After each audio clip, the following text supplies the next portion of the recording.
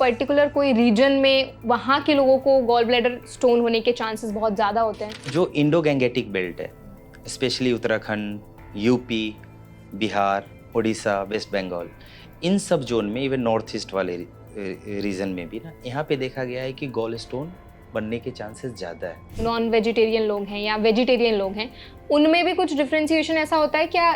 इनको ज़्यादा चांसेस हैं गॉल ब्लैडर स्टोन होने के? डाइट का बहुत इंपॉर्टेंट रोल है गॉल ब्लैडर स्टोन फॉर्मेशन में। लाइक किडनी में जो स्टोन बनता है उसमें एक डाइटरी फैक्टर भी बहुत इंपॉर्टेंट। क्या मेजर सिम्टम्स होते हैं जो उनको इग्नोर नहीं करने हैं? राइट साइड अपर एब्डोमेन और राइट साइड अगर पेन हो रहा है, दर्द बार बार हो रहा है, ये दर्द अगर आपका पीछे की तरफ जा रहा है, बैक में अगर आपको फील हो रहा है, तो ये हो सकता है सिम्टम्स कि गॉल स्टोन का। इंटरमिटेंट फास्टिंग लोग करते हैं, तो ये जो स्टाइल्स हैं इनका कुछ गॉल ब्लैडर स्टोन बनने में कुछ कंट्रीब्यूशन होता है? जैसे ही आपने फास्टिंग तोड़ी, अच्छे से खाना खाया आपने, फिर उस समय गॉल ब्लैडर की फास्ट एम्प्टिंग हुई, तो इस समय अगर आपकी बाइल सैचुरेटेड है, सुपर सैचुरेटेड है, इमीडिएट वो प्रेसिपिटेट होकर स्टोन बनाने के चांस। कुछ कॉम्प्लिकेशंस होती हैं आफ्टर सर्जरी, क्योंकि गॉल ब्लैडर तो बॉडी से बाहर निकल गया। 70 to 80% गॉल ब्लैडर कैंसर में स्टोन होते हैं, और अगर इस स्टोन को अगर हमने नॉर्मल निकाल भी दिया तो फिर दोबारा स्टोन बनने के चांसेस है। सिर्फ डाइटरी चेंजेस कर देंगे तो गॉल ब्लैडर स्टोन ठीक हो जाएगा? अगर आपका पहले से गॉल स्टोन हो चुका है, डायग्नोस हो चुका है, तो आपके डाइटरी मॉडिफिकेशन से वो गॉल स्टोन जाने के चांसेस ना के बराबर है। डायबिटिक जो पेशेंट्स होते हैं उनको भी गॉल ब्लैडर स्टोन होने का ज़्यादा रिस्क रहता है? डायबिटिक पेशेंट बहुत सारी चीज़ों में प्रोन होते हैं, उनको बहुत एक्स्ट्रा ख्याल रखना होता है। गॉल ब्लैडर स्टोन है वो कैसे बॉडी में बनता है, उसकी शुरुआत कैसे होती है? फीमेल, फर्टाइल एज 40s, अगर कोई भी 40 की एज के बाद, एज 40s है तो 40s, फैमिली हिस्ट्री अगर है गॉल स्टोन बनने का, क्योंकि बहुत सारी और डिजीज है जो प्रिसिपिटेट करती है कि गॉल स्टोन बने, तो इन सब लोगों में गॉल ब्लैडर स्टोन बनने का चांसेस बहुत ज़्यादा है।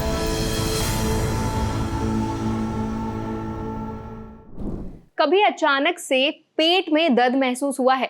आपको लगा होगा शायद ये एसिडिटी है या फिर इंडाइजेशन की वजह से भी हो सकता है, लेकिन इसका एक और रीजन भी हो सकता है, जैसे कि gall bladder stone. Gall bladder stone का जो दर्द होता है वो कभी कभार तो बिल्कुल महसूस नहीं होता, लेकिन कभी तो ये इतना ज़्यादा सीरियस हो जाता है कि आपको हॉस्पिटल तक एडमिट होना पड़ सकता है।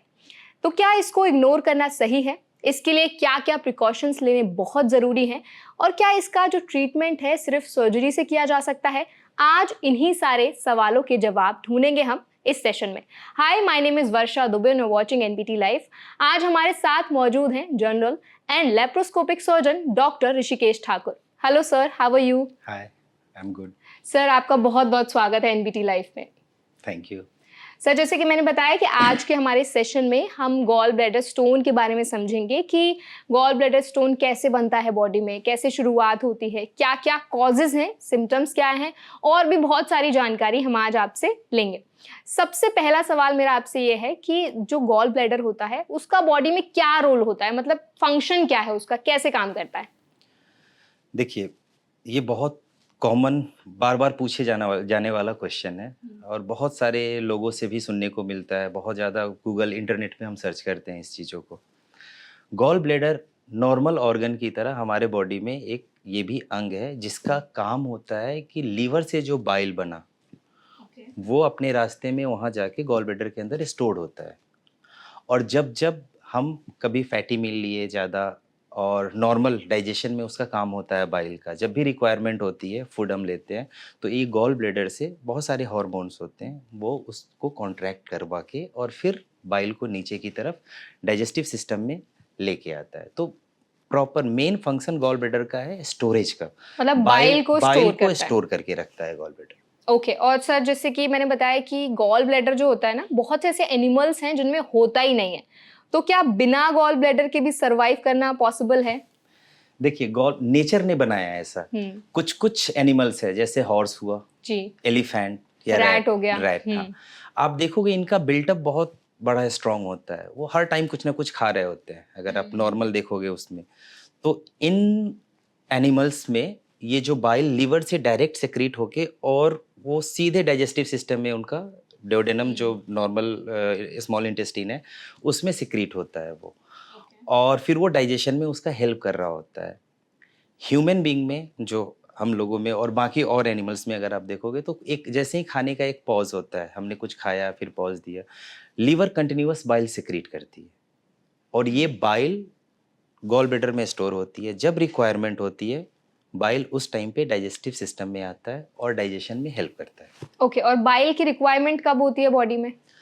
देखिए बाइल तो एक कंटिन्यूअस प्रोसेस है, बाइल हमेशा लीवर सिक्रीट कर रही होती है कंटिन्यूअस। ये नहीं है कि जिस समय हमने खाना खाया उस समय लीवर अपना काम स्टार्ट किया बाइल बनाने के लिए। बाइल रेगुलर सिक्रीट होता है, और जो बाइल ह्यूमन में ऐसा देखा गया है कि जो लीवर में बाइल सिक्रीट हुआ वो इंटेस्टाइन जीआई सिस्टम में कंटिन्यूअस भी आ रहा होता है और स्टोर्ड भी हो रहा होता है गॉल ब्लैडर में। हमारे ह्यूमन बीइंग में गॉल ब्लैडर का मेन फंक्शन फिर वहाँ शुरू होता है जब आपने बहुत ज़्यादा, कभी कभी मील में हमारा फैट कंटेंट ज़्यादा हो गया, तो उस टाइम पे उस फैट को डाइजेस्ट करने के लिए गॉल ब्लैडर से बाउट्स ऑफ बाइल आएगा इंटेस्टाइन में, और वो बाइल हमारे डाइजेस्टिव सिस्टम में फूड को डाइजेस्ट करने के लिए, जिसको एक इमल्सिफिकेशन बोलते हैं फैट का, इमल्सिफाई करेगा और वो इंटेस्टाइन में जाके ब्रेक डाउन होके फाइनली फैटी एसिड और ब्लड स्ट्रीम के थ्रू लीवर में जाएगा। तो मेनली काम बाइल का डाइजेशन, फैट डाइजेशन में बहुत ज़्यादा रोल है। मतलब उसको इजी बना देता है, कह सकते हैं। और बाइल में और भी बहुत सारी चीज़ें होती है, बाइल पिगमेंट्स है, कोलेस्ट्रॉल भी उसमें होता है, एंड बहुत सारी इलेक्ट्रोलाइट्स है, ये सब चीज़ों को कैरी करता है। ओके सर, हमने एनिमल्स के बारे में बात की थी कि कुछ कुछ एनिमल्स हैं जिनमें गॉल ब्लैडर होता नहीं है, लेकिन क्या कुछ ऐसी कंडीशंस भी होती हैं ह्यूमंस में कि by birth gall bladder absent हो या बिना किसी बीमारी के उनका गॉल ब्लैडर है ही नहीं बॉडी में?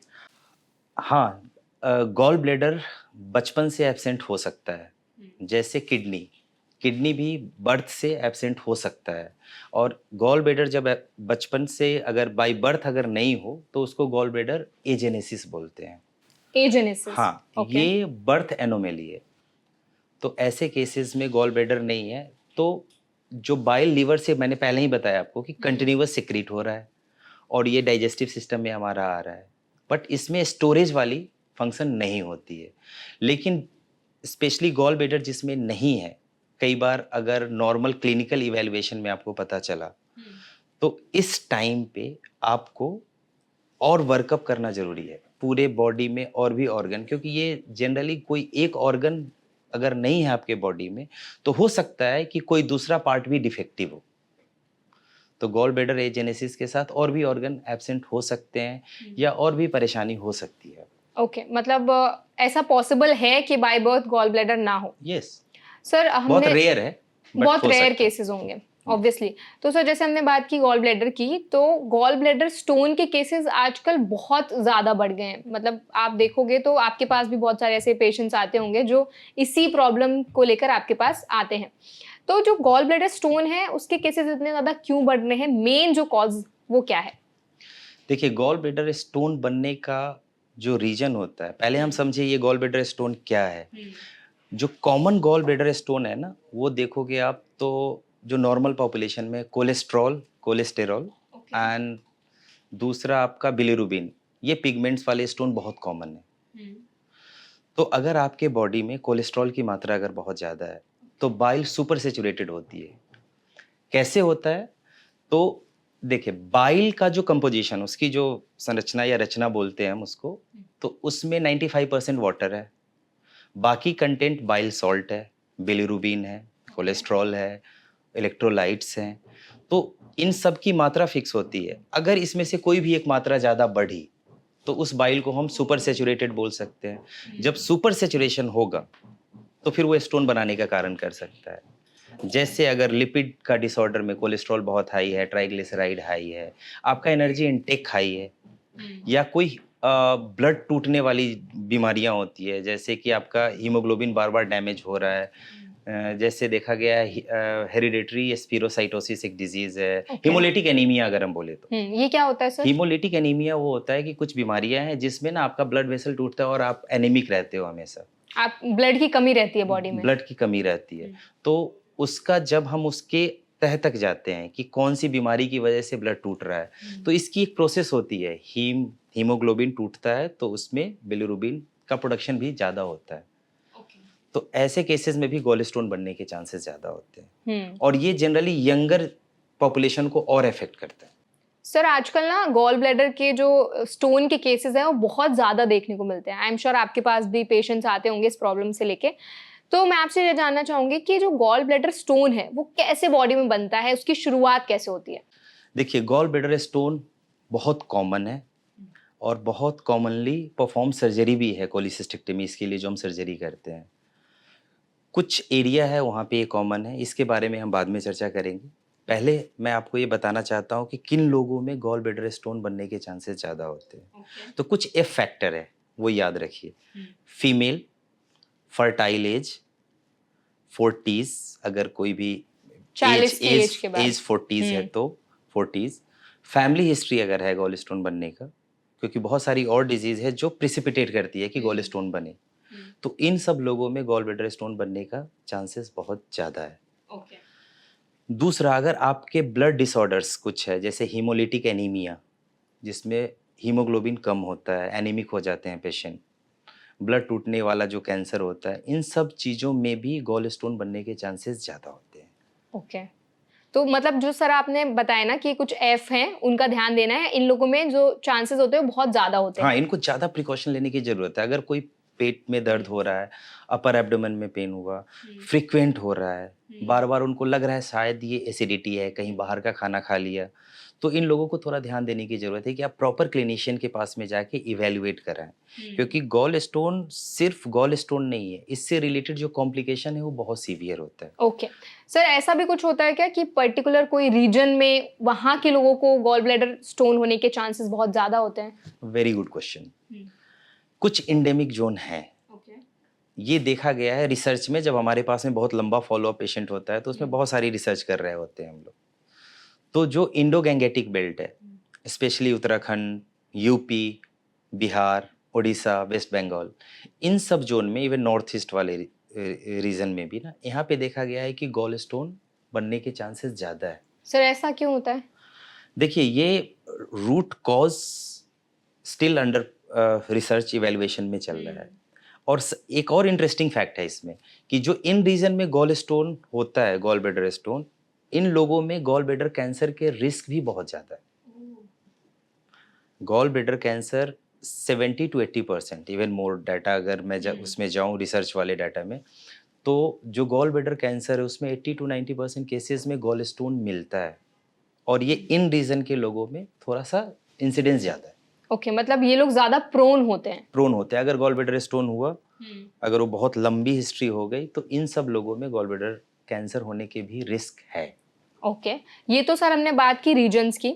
जो हमारी डाइटरी हैबिट्स होती हैं, जैसे जो नॉन वेजिटेरियन लोग हैं या वेजिटेरियन लोग हैं, उनमें भी कुछ डिफरेंशिएशन ऐसा होता है क्या? इनको ज़्यादा चांसेस हैं गॉल ब्लैडर स्टोन होने के? Yes, rightly said. और ये मैं सोच रहा था कि आप इस पे आए, क्योंकि फिजियोलॉजी नॉर्मल आपके माध्यम से मैं नॉर्मल जो दर्शक है उनको मैं ये समझाना चाहूँगा कि डाइट का बहुत इंपॉर्टेंट रोल है गॉल ब्लैडर स्टोन फॉर्मेशन में। लाइक किडनी में जो स्टोन बनता है उसमें एक डाइटरी फैक्टर भी बहुत इंपॉर्टेंट है। नॉर्मल लोग जो घरेलू औषधि और भी पैथी से जो सोचते रहते हैं ना, गॉल ब्लैडर स्टोन की अगर हम फिजियोलॉजी उसकी रचना को समझे ना, तो कॉमन कोलेस्ट्रॉल स्टोन है, second most common is bilirubin, pigmented stone बोलते हैं। ओके। तो ये जो कोलेस्टेरॉल स्टोन है ना, ये कब बनता है? जब आपके बॉडी में कोलेस्ट्रॉल की मात्रा बहुत ज़्यादा होगी। लीवर एक फैक्ट्री है, आपने जो भी कुछ खाया कार्बोहाइड्रेट फॉर्म में, प्रोटीन और लिपिड, फैट, ये सारा डाइजेस्टिव सिस्टम के थ्रू होके फाइनली उसको एक लीवर में ही जाना है। वहाँ से प्रोसेस्ड होके हर जगह जहाँ जहाँ रिक्वायरमेंट है एनर्जी की, उस टाइम पे लीवर उसको डिस्ट्रीब्यूट करेगा। ट्रू। तो अगर कोलेस्ट्रॉल यहाँ पे ज़्यादा बना आपकी डाइटरी हैबिट की वजह से, या और भी कुछ जेनेटिक डिसऑर्डर हैं, उसमें ऐसा हो सकता है कि कोलेस्ट्रॉल की मात्रा आपकी बॉडी में ज़्यादा होती है। तो ये जब गॉल ब्लैडर में स्टोर होगा, तो गॉल ब्लैडर का जो बाइल होता है ये सुपर सेचुरेटेड हो सकता है कोलेस्ट्रॉल से।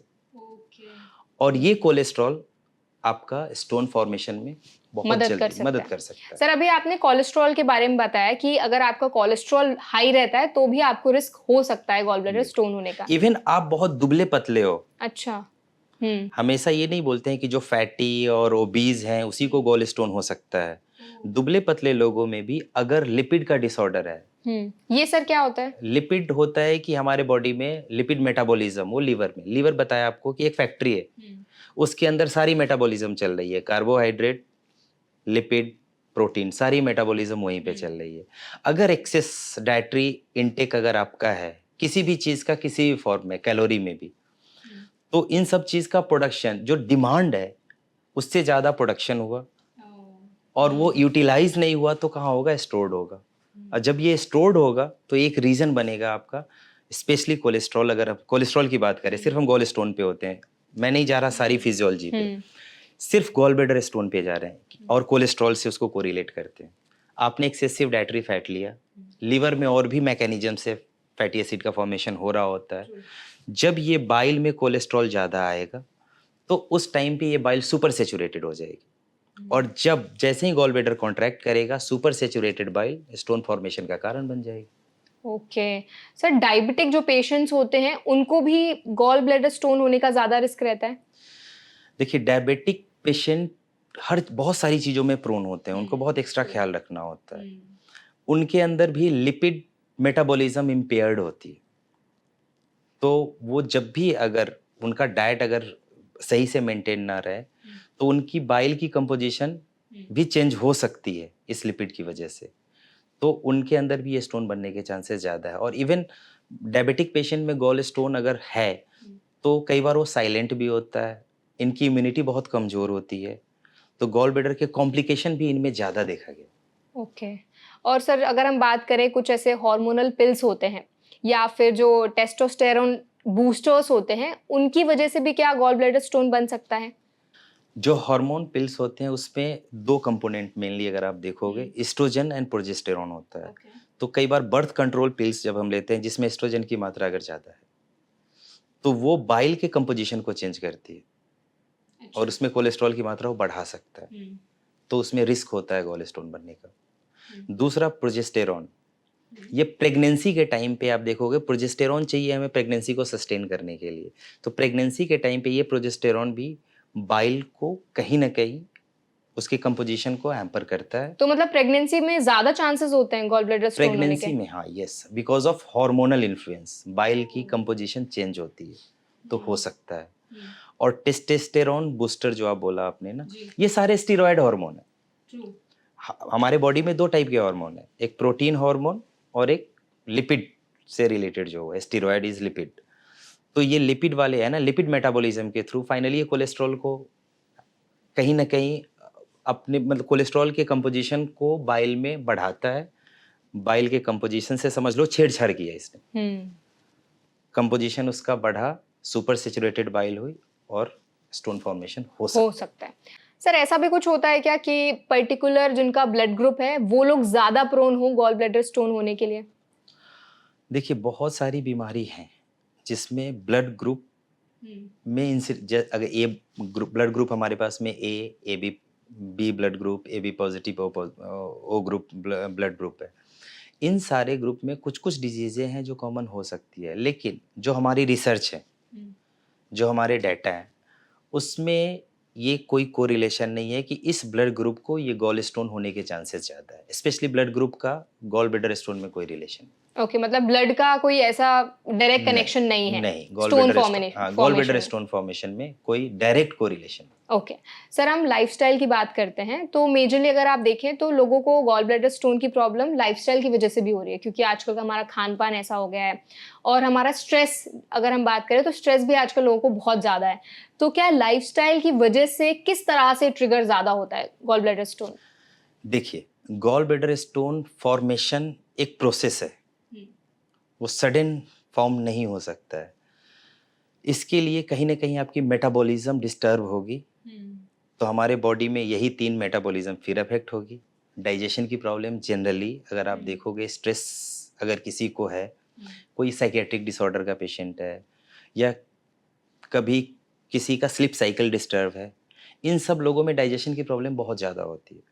और ये डाइजेशन की प्रॉब्लम तो एक कॉमन टर्म हम बोलते हैं आपके माध्यम से दर्शकों को बताने के लिए कि डाइजेशन की ये प्रॉब्लम हो सकती है, बट एक्चुअल में जब हम इसकी मेटाबॉलिज्म बिल्कुल डीप जहाँ तह तक जाएंगे तो फिर वही 3 मेटाबॉलिज्म आपकी इफेक्ट होगी, कार्बोहाइड्रेट, प्रोटीन, लिपिड, और ये ओवरऑल बाइल को अफेक्ट करेगा। मेटाबॉलिज्म डिस्टर्ब होगी, बाइल डिस्टर्ब होगा, गॉल ब्लैडर का फंक्शन, ऐसे लोगों में जनरली गॉल ब्लैडर कॉन्ट्रैक्शन की प्रॉब्लम हो जाएगी, गॉल ब्लैडर सही से काम नहीं करेगा, गॉल ब्लैडर में बाइल स्टोर ज़्यादा होगा।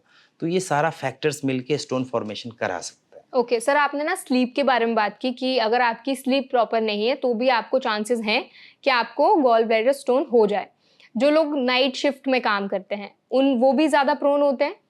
बिल्कुल, आपने बहुत सही क्वेश्चन पूछा है और मैं चाह रहा था कि आप ये क्वेश्चन पूछो।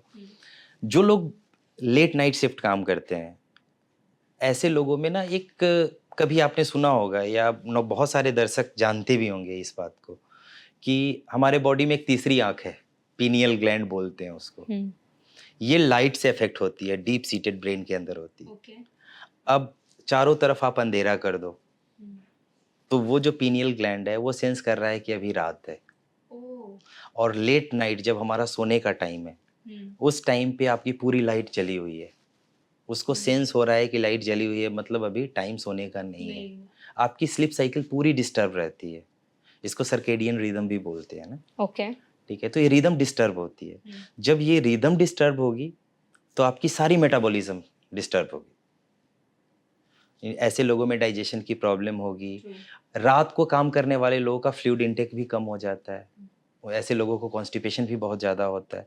तो कॉन्स्टिपेशन और साथ के साथ ये स्लीप डिस्टर्बेंस, बहुत सारी चीज़ों की वजह से कई बार एसिडिटी भी होगी।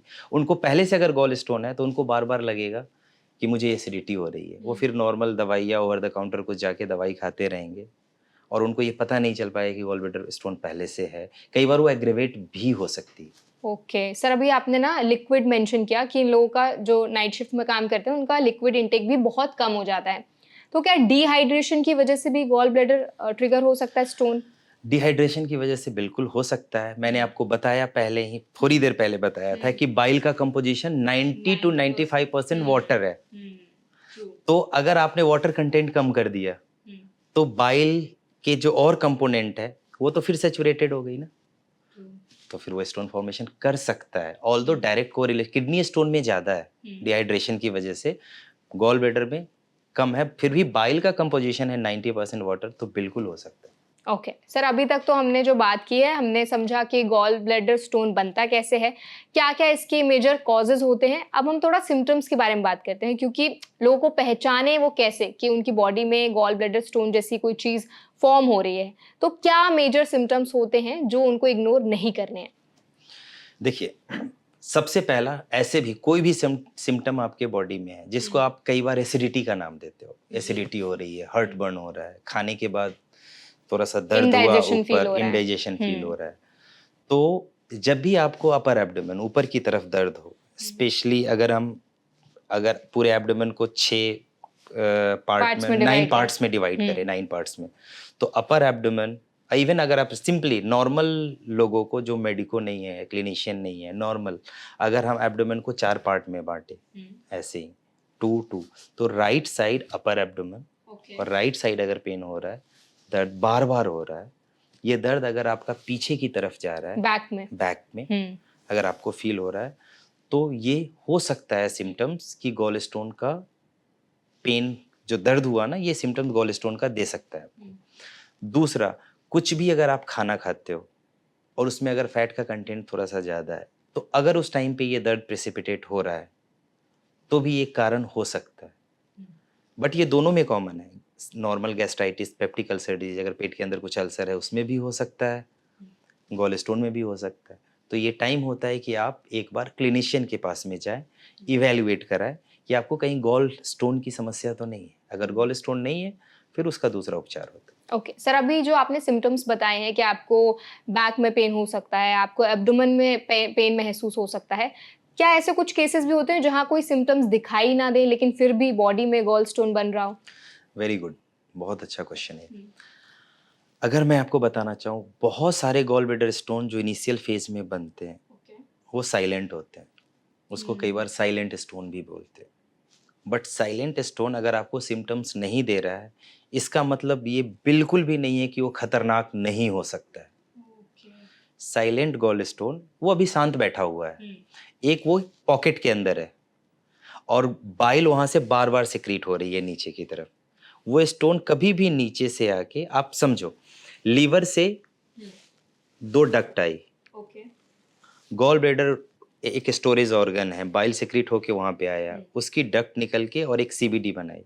तो अगर इस गॉल ब्लैडर के अंदर स्टोन है, वो नीचे सरक के गॉल ब्लैडर के नेक पे आ सकता है। अच्छा, वो बॉडी के अदर पार्ट्स में भी जा सकता है? बिल्कुल जा सकता है। ओके। होता क्या है कि गॉल ब्लैडर में बाइल जो स्टोर्ड हुई, तो बहुत सारी हार्मोन है, फूड जब आपका इंटेक डाइजेस्टिव सिस्टम में गया तो वहां से हार्मोन रिलीज होकर और गॉल ब्लैडर को कॉन्ट्रैक्ट कराता है, सो दैट जो स्टोर्ड बाइल है वो डाइजेस्टिव सिस्टम में आ जाए।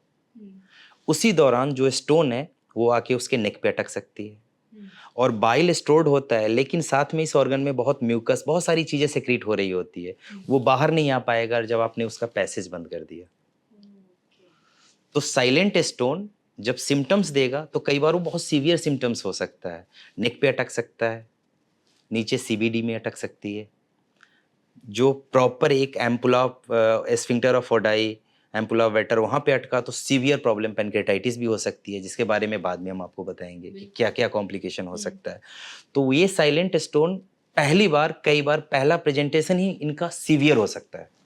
मतलब जरूरी नहीं है कि आपको सिम्टम्स ना दिखे, कभी कभार ऐसे भी हो सकता है कि जब भी आपको सिम्टम दिखेगा एकदम सीवियर होगा बिल्कुल हो सकता और है, आपको हॉस्पिटल जाना पड़ जाए। बिल्कुल हो सकता है। साइलेंट स्टोन कई बार बहुत सीवियर सिम्टम्स भी आपको दे सकता है, हॉस्पिटलाइजेशन करा सकता है और आपकी बीमारी को बहुत लंबा खींच भी सकता है। आपके पास ऐसे पेशेंट्स आते हैं जो एकदम सीवियर पेन में हो और आके आपको पता चला हो कि अरे इनको तो गॉल ब्लैडर स्टोन है? बिल्कुल बिल्कुल, बहुत सारे ऐसे यंग पेशेंट यंग। जिनको गॉल स्टोन है, 2 साल 3 साल 4 साल से बार बार वो फॉलो अप करके बार बार साइज देख रहा है, सर बढ़ा नहीं बढ़ा, तो कुछ नहीं हो रहा है, सडन वो आए पेनक्रेटाइटिस लेके कि बहुत सीवियर वाला पेनक्रेटाइटिस। सर इसके बारे में थोड़ा एक्सप्लेन करिए, क्या होता है? देखिए, गॉल ब्लैडर के अंदर स्टोन बना, वहाँ पे बहुत टाइम तक रहा, इसके दो फेट हो सकते हैं।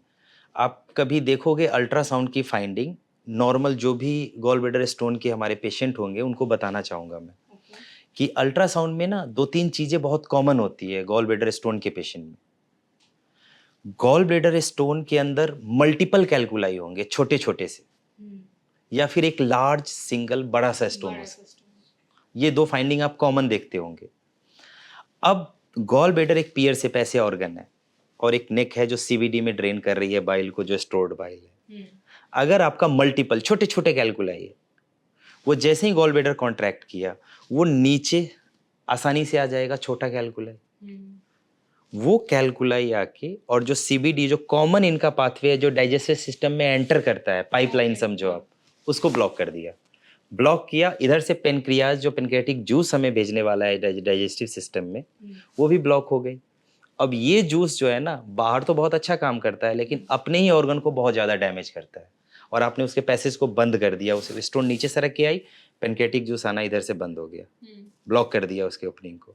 अब ये जो पेनक्रियाटाइटिस होगी वो कितनी सीवियरिटी होगी, ये उस टाइम पे बहुत सारी स्कोरिंग सिस्टम होती है, उसके थ्रू जब पेशेंट कभी ऐसा आया तो जो छोटे छोटे स्टोन है ये पेनक्रियाटाइटिस करा सकता है, माइल्ड पेनक्रियाटाइटिस करा सकता है, सीवियर करा सकता है, और सीवियर में इसकी मोर्टेलिटी बहुत हाई होती है।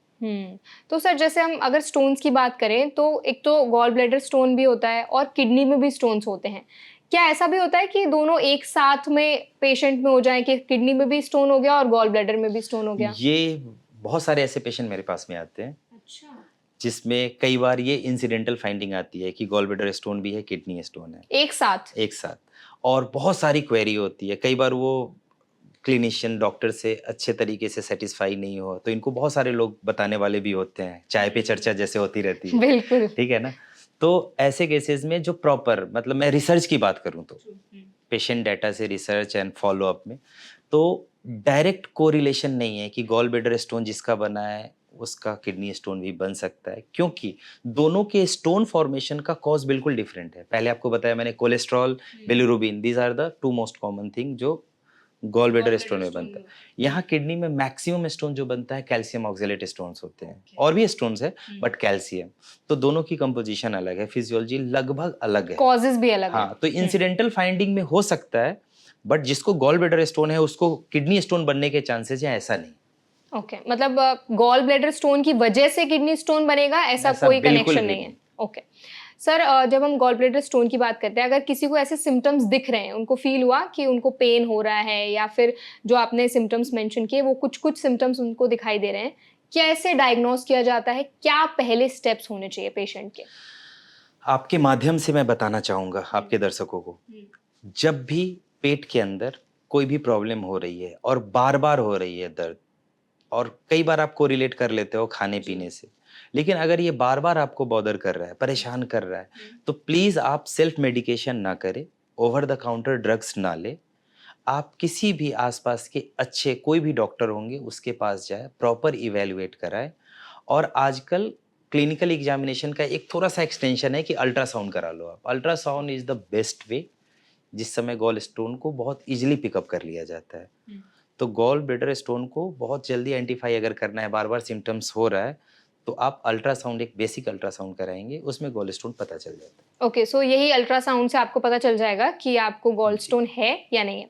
सर, जब गॉल स्टोन के बारे में बात करते हैं तो बहुत बार ये भी बोला जाता है कि बैड ब्रेथ से उसको कनेक्ट किया जाता है। तो ऐसा भी कुछ होता है कि जिन लोगों को गॉल स्टोन है उनका ब्रेथ, उसमें लाइक उनकी स्मेल या कुछ ऐसा बैड ब्रेथ की प्रॉब्लम उनको फेस करनी पड़ती हो? देखिए, अगर किसी को बैड ब्रेथ है, मतलब पहले स्टोन हुआ फिर बैड ब्रेथ, या बैड ब्रेथ या स्टोन, ये तो कभी कोरिलेट करने की चीज नहीं होती।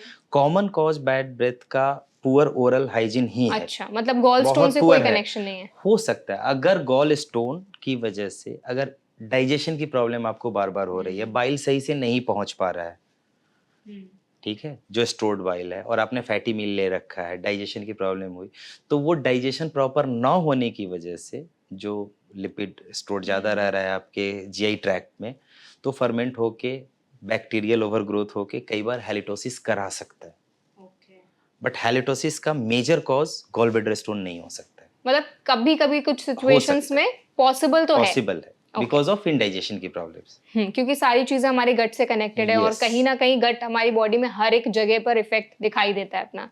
Also, हमारा sir, गट स्टार्ट ही होता है इसोफेगस, यहाँ yes. से खाया, हम्म। और फिर वो स्टमक, फिर इंटेस्टाइन, जहाँ पे सारा खाना हमारा पड़ा हुआ है, तो आएगा बैड ब्रेथ, गैस बनेगा, आएगा। बिल्कुल सर। ऑल्सो बहुत सारे लोग ना डाइट्स अलग अलग तरीके की फॉलो करते हैं। पहले तो हमने नॉनवेज और वेजिटेरियन डाइट की बात की थी, कीटो डाइट्स भी आजकल लोग बहुत फॉलो करते हैं, और इंटरमिटेंट फास्टिंग लोग करते हैं। तो ये जो स्टाइल्स हैं, इनका कुछ गॉल ब्लैडर स्टोन बनने में कुछ कंट्रीब्यूशन होता है, या क्या कनेक्शन है? ये क्वेश्चन मैं थोड़ा और पहले एक्सपेक्ट कर रहा था, क्योंकि आपके दर्शक सबसे पहले यही जानना चाहेंगे। अच्छा। देखिए, गॉल ब्लैडर स्टोन जो बनने का प्रोसेस होता है ना, उसमें एक जो प्रोलॉन्ग फास्टिंग है, ये भी बहुत बड़ा रीजन है। ज्यादा देर तक प्रोलॉन्ग्ड ओके। फास्टिंग।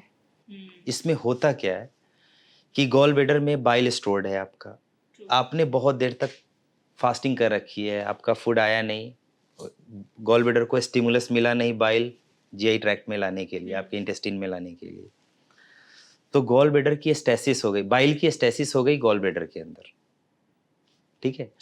और फिर जैसे ही आपने फास्टिंग तोड़ी, अच्छे से खाना खाया आपने, फिर उस समय गॉल ब्लैडर की फास्ट एम्प्टिंग हुई, तो इस समय अगर आपकी बाइल सेचुरेटेड है, सुपर सेचुरेटेड है, इमीडिएट वो प्रेसिपिटेट होकर स्टोन बनाने के चांसेस मतलब बढ़ जाते हैं। तो prolong fasting can be a reason, मतलब एक रीजन हो सकता है गॉल स्टोन बनने का आपका। दूसरा, कीटो डाइट की बात आपने करी, तो ओवरऑल अगर आपका एनर्जी इनटेक ज्यादा है, कैलोरी, आजकल आप देखते होंगे रेस्टोरेंट में जाते हैं ना, तो आपके मेन्यू के साइड में प्राइस ना लिख के कैलोरी ज्यादा लिखा हुआ रहता है। हाँ, किसी भी अच्छे में, बहुत ये common रिसेंट ट्रेंड है। वो ये कहीं ना कहीं अवेयरनेस लोगों में फैलाने की चीज है कि आप कार्बोहाइड्रेट ज्यादा लो, प्रोटीन ज्यादा लो, फैट ज्यादा लो, या कुछ भी लो, ये उतना मैटर करे ना करे जितना आपका कैलोरी इनटेक मैटर करता है। तो कैलोरी अगर आप बहुत ज्यादा लोगे, उसकी उसका कंजप्शन हमारे बॉडी में नहीं होगा, तो ये सारी चीज़ें फाइनली स्टोर्ड ही होगी और ये कहीं ना कहीं गॉल स्टोन में भी हेल्प, फॉर्मेशन में हेल्प करेगा। सर आपने बताया था कि गॉल ब्लैडर में जो स्टोन बनते हैं छोटे छोटे भी बन सकते हैं और एक बड़ा स्टोन भी बन सकता है। क्या मैक्सिमम साइज हो सकता है, कितना बड़ा स्टोन हो सकता है गॉल ब्लैडर में? जितना बड़ा गॉल ब्लैडर का साइज है उतना बड़ा स्टोन बन सकता है। तो सर वो फटेगा नहीं अगर वो इतना बड़ा हो जाएगा? छोटा गॉल ब्लैडर मैंने आपको बताया कि अगर छोटा स्टोन है तो वो नीचे किसी और ऑर्गन में, कॉमन बाइल डक्ट में जा सकता है, कोलेंजाइटिस करा सकता है जिसमें पेशेंट को जॉन्डिस हो सकता है, फीवर, और कई बार पेशेंट सेप्टिसीमिया, मतलब पूरे ब्लड में, कई बार बोलते हैं पूरे ब्लड में इन्फेक्शन हो गया है। कई बार हमारे पास में पेशेंट आते हैं बोल के ब्लड में इन्फेक्शन फैल गया है, तो सेप्सिस ये कॉज करा सकता है, high grade fever, jaundice, pen abdomen, छोटे स्टोन, और पेनक्रेटाइटिस करा सकता है। जब साइज बड़ा हो जाए तो ये छोटे से नेक के थ्रू सीबीडी में कई बार नहीं पहुंचता है, तो ये दो काम कर सकता है, या तो गॉल ब्लैडर को वहां से फाड़ दे, सीधी सी बात, और जो आसपास ऑर्गन है उसके अंदर एंटर कर जाए, जिसको इंटरनल फिस्टुलेशन बोलते हैं, फिस्टुला बन गया। मतलब गॉल ब्लैडर के पास में छोटी आंत है, स्टमक है, ट्रांसवर्स कोलोन है, कई सारी ऑर्गन है, ये वहां पे जाके इन्फिल्ट्रेट कर सकती है। ये लीवर का ही सीबीडी में इन्फिल्ट्रेट कर सकता है और ये फिस्टुला बना सकता है, कनेक्शन बना सकता है। मतलब ये सीरियस है Yes, एक्चुअल में? मतलब 4-5 सेंटीमीटर स्टोन मैंने ऑपरेट किए हैं, निकाला है, लेकिन वो कॉम्प्लिकेशन उसमें बहुत ज्यादा हाई रहता है। और इतना बड़ा स्टोन कई बार गॉल ब्लैडर, मतलब लेप्रोस्कोपिक सर्जरी जो आजकल रिकमेंडेड सर्जरी है, गोल्ड स्टैंडर्ड, कई बार बहुत मुश्किल हो जाता है ऐसे केसेस में करना। तो पेशेंट की जान का भी रिस्क रहता है ऐसी कंडीशंस में? बिल्कुल, गॉल ब्लैडर अगर फट गया तो उसकी जो बाइल जब तक गॉल ब्लैडर, सीबीडी, उसकी अपने पाइपलाइन, ब्लड जब तक आपके ब्लड वेसल्स में है तब तक ठीक है, वैसे ही बाइल अपने बिलियरी ट्री में है तब तक ठीक है। अगर वो रप्चर होके पूरे पेट में आया तो एक पेरिटोनाइटिस, बिलियरी पेरिटोनाइटिस बोलते हैं, वो तो लाइफ थ्रेटनिंग कॉम्प्लिकेशन हो सकती है। बिल्कुल, मतलब बड़ा स्टोन किसी दूसरे ऑर्गन में डायरेक्ट इन्फिल्ट्रेट कर सकता है। ओके वहां से सर, बहुत से ऐसे लोग हैं जो उनकी ये कंप्लेन रहती है कि अगर गॉल ब्लैडर में स्टोन है या उनको कोई भी गॉल ब्लैडर में कोई इशू है, अदर प्रॉब्लम्स हैं, तो विटामिन की डेफिशिएंसी हो जाती है। एक्चुअल में ऐसा होता है? जो फैट सॉल्युबल विटामिन है उसकी डेफिशिएंसी हो सकती है, क्योंकि अगर गॉल ब्लैडर में स्टोन है और बाइल का प्रॉपर फ्लो नहीं हो रहा है, बहुत लंबी डिजीज खिंच गई है, पेनक्रेटाइटिस भी ऐसे पेशेंट में कई बार हो जाता है, तो इन लोगों में फैट सॉल्युबल विटामिन की डेफिशिएंसी हो सकती है, जैसे कि विटामिन डी डेफिशिएंसी हो सकता है। ओके, तो मतलब ये पॉसिबल है कि आपको डेफिशिएंसी हो हो जाए? सकती है, ओके, बट आजकल विटामिन डी डेफिशिएंसी के बाकी और रीजन बहुत ज्यादा है। क्या क्या रीजंस हैं? सन एक्सपोजर बिल्कुल भी नहीं है हमारा। डू यू थिंक कि ऑफिस कल्चर का भी इसमें कहीं ना कहीं कोई यस, रोल ये है? ऑफिस, एसी, सारा रोल तो है ही। हमारा सन से एक्सपोजर होता कहाँ है? वो इस सुबह हम एंटर करते हैं और फिर हम रात में जाते हैं, तब तक तो सनलाइट चली जाती है। बस। सर ऐसा भी कुछ होता है कि पर्टिकुलर किसी आवर्स की सनलाइट लेना हमारे लिए हेल्पफुल रहती है, यूजफुल रहती है? कितने घंटे की सनलाइट हमें लेनी चाहिए, और दिन का कौन सा ऐसा टाइम है जो अगर उस टाइम पे हम सनलाइट लेते हैं तो हमारे लिए वो बेनिफिशियल है? मैम देखो, आप 12 o'clock जो एकदम इंटेंस धूप होती है वो तो हम ले नहीं सकते ना, वो तो सनबर्न तुरंत स्टार्ट हो जाएगा। तो जनरली अर्ली मॉर्निंग का जो सन बाथ होता है दैट इज मोर बेनिफिशियल। उस समय यूवी रेज और बाकी सब रेडिएशन भी थोड़ा कम होता है, तो जो लाइट्स ये अर्ली मॉर्निंग का जिसको आप आसानी से ले सको वो बेहतर होती है। ओके सर, अभी तक हमने गॉल ब्लैडर को बहुत अच्छे से समझा है, उसके क्या रोल्स होते हैं, किन वजहों से स्टोन हो सकता है और क्या क्या मेजर सिम्टम्स हैं जो पेशेंट को इग्नोर नहीं करने हैं। अब हम बात करते हैं थोड़ा ट्रीटमेंट के बारे में, क्योंकि हमारी जो ऑडियंस है वो ट्रीटमेंट के बारे में काफ़ी देर से इंतज़ार कर रही होगी, तो हम थोड़ा ट्रीटमेंट के बारे में बात करते हैं। अगर हम किडनी स्टोन की बात करें तो अक्सर ऐसा होता है कि किडनी का जो स्टोन होता है वो फिल्टर होकर यूरिन के थ्रू निकल जाता है, लेकिन गॉल ब्लैडर का जो स्टोन होता है उसको मोस्टली केसेस में ऑपरेट ही करना पड़ता है। तो क्या ऑल्टरनेटिव भी इसके कुछ ऑप्शंस है, कैसे इसको ट्रीट किया जा सकता है, क्या क्या ऑप्शंस अवेलेबल हैं? देखिए, गॉल ब्लैडर स्टोन और किडनी स्टोन दोनों इंडिपेंडेंट है। गॉल ब्लैडर का काम है बाइल को स्टोर करना और डाइजेशन में हेल्प करना। किडनी मेन फिल्ट्रेशन का काम करता है, टॉक्सिक मेटाबोलाइट खून निकाल के और यूरिन आपका फॉर्म होता है। तो किडनी में जो स्टोन है उसमें हमारा प्राइमरी फोकस रहता है कि स्टोन को नेचुरल वे से निकाल दिया जाए। बट यहाँ गॉल ब्लैडर में तो जो छोटे छोटे कैलकुलस है उसको भी हम चाह रहे हैं तो वहीं पे रहो, सो दैट कि उसको पेनक्रियाटाइटिस नीचे आके सीबीडी में जाके कोलेंजाइटिस ना कराए। पेनक्रियाज एस्फिंक्टर जो है हमारा, जो कॉमन एस्फिंक्टर है, वहाँ पे आके ब्लॉक करके पेनक्रियाटाइटिस ना करा दे। तो छोटे कैलकुलस को भी बोल रहे हैं कि भाई तुम वहीं पे रहो कि कॉम्प्लिकेशन ना दो पेशेंट को। और दूसरा, गॉल ब्लैडर स्टोन अगर बहुत लंबे टाइम तक है, तो पहले भी बताया हमने और आपके माध्यम से दर्शक को बताना चाहूँगा, कुछ जो रीजन के लोग हैं उनमें भी, जो इंडो गैंगेटिक बेल्ट और इवन क्रोनिक अगर कोलिलिथियासिस है, तो ये कैंसर का कारण बन सकता है। ऑल्दो रेयर है, बट ये डेटा बोलती है रिसर्च के थ्रू और पेशेंट फॉलोअप के थ्रू कि 70 to 80% गॉल ब्लैडर कैंसर में स्टोन होते हैं। और अगर इस स्टोन को अगर हमने नॉर्मल निकाल भी दिया तो फिर दोबारा स्टोन बनने के चांसेस है। अच्छा, फिर भी चांसेस हो जाते हैं? बिल्कुल चांसेस होता है बनने का। तो इसमें सेफ यही होता है कि आप गॉल ब्लैडर को पूरा स्टोन के साथ निकालें कि दोबारा गॉल ब्लैडर स्टोन बनने का चांस ना हो, दोबारा कैंसर के रिस्क कम हो जाए। तो इसीलिए इसको मोस्टली ऑपरेट ही करने का एक ऑप्शन रहता है। Operation is the best solution. Okay, और क्या क्या टेक्निक्स है सर ऑपरेशन के लिए, बेस्ट क्या है? देखिए, गोल्ड स्टैंडर्ड जो बेस्ट ट्रीटमेंट है वो तो laparoscopic minimal invasive gall bladder को निकालना है, जहाँ पे आपको बहुत बड़ा चीरा लगाने की ज़रूरत नहीं होती है। छोटे छोटे 3 होल या मैक्सिमम 4 होल्स के थ्रू गॉल ब्लैडर को निकाल लिया जाता है। आजकल रोबोटिक सर्जरी भी बहुत लोग, पेशेंट भी प्रेफर कर रहा है, कुछ इंस्टीट्यूशन कर रहे हैं, but gold standard is the laparoscopic cholecystectomy, जिसमें कि एक दूरबीन के माध्यम से पेट के अंदर जाके और छोटे छोटे पिन होल करके गॉल ब्लैडर को हम वहाँ से डायसेक्ट करके और निकाल लेते हैं। वाह। और 3 मंथ्स 4 सर मंथ्स के बाद उसमें कहीं चीरा पता भी नहीं चलता कि कहाँ से हुआ है ऑपरेशन। इसके रिजल्ट्स बहुत अच्छे रहते होंगे। बिल्कुल, तभी इसको गोल्ड स्टैंडर्ड सर्जरी बोली गई है। ओके, और पेशेंट्स को क्या कुछ कॉम्प्लिकेशंस होती हैं आफ्टर सर्जरी, क्योंकि गॉल ब्लैडर तो बॉडी से बाहर निकल गया, अभी जो बाकी जो फंक्शन हो रहा था बॉडी में वो फिर कैसे बैलेंस होता है? देखिए, इनिशियल फेज में कुछ पेशेंट्स में, कुछ में डाइजेशन का एडजस्टमेंट की प्रॉब्लम होती है। ओवर द टाइम जाके फिर वो नॉर्मल हो जाती है। जैसे कि बिल्कुल स्टार्टिंग के सेशन में आपने हमसे पूछा था कि कुछ तो ऐसे एनिमल्स हैं जिनके गॉल ब्लैडर होते ही नहीं। ऐसे केसेस में जैसे हमने गॉल ब्लैडर जब निकाल दिया, तो इस केस में बाइल डायरेक्ट लीवर से निकल के और डाइजेस्टिव सिस्टम में कंटिन्यूअसली सिक्रीट हो रहा होता है, तो डाइजेशन में हेल्प कर रहा होता है। ओके सर, आपने बताया था कि जो प्रेगनेंसी के टाइम पे महिलाओं को बहुत ज़्यादा चांसेस होते हैं कि उनके गॉल ब्लैडर में स्टोन बन जाए, तो उनको कैसे आप ऑपरेट करते हो? ड्यूरिंग द प्रेगनेंसी ऑपरेट करते हो, क्योंकि वो तो ऑपरेट होना ही है, या फिर वो बच्चा डिलीवर कर लेते हैं उसके बाद उसकी सर्जरी होती है?